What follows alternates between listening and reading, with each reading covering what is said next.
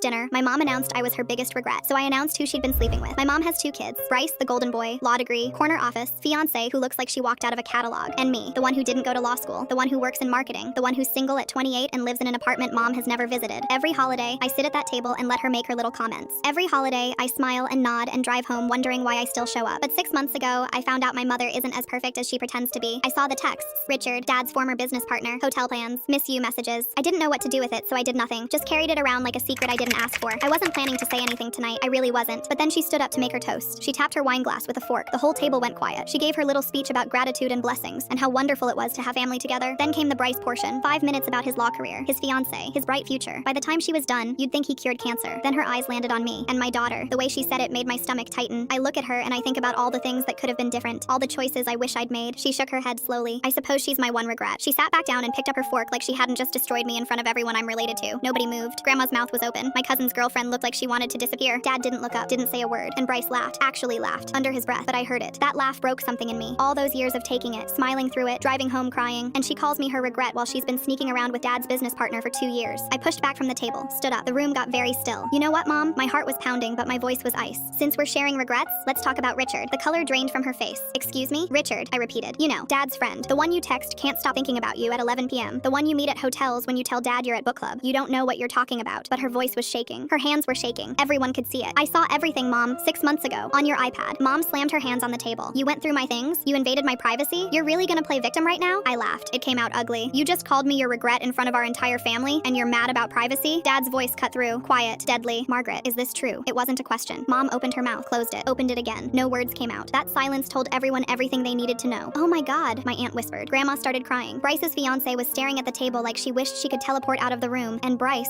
just sat there with his mouth open, not laughing anymore. Polly, let me explain. Mom reached for Dad's arm. He jerked away from her like she was on fire. Don't touch me. He stood up, grabbed his keys from the counter, and walked out the front door without another word. Mom collapsed into her chair, mascara running down her face. Look what you did, she hissed at me. Look what you did, Grandma said. I'd never heard her raise her voice before. I walked out without another word, got in my car, drove home, poured myself a glass of wine, and watched the family group chat explode for the next 3 hours. 57 messages. I didn't respond to a single one. Dad filed for divorce 2 weeks later. Mom tried to call me crying, saying I destroyed her life. I let it go to voicemail. She's living with Richard now. Bryce told the whole family I'm dead to him. Grandma sends me cookies every month. Best Christmas I ever had.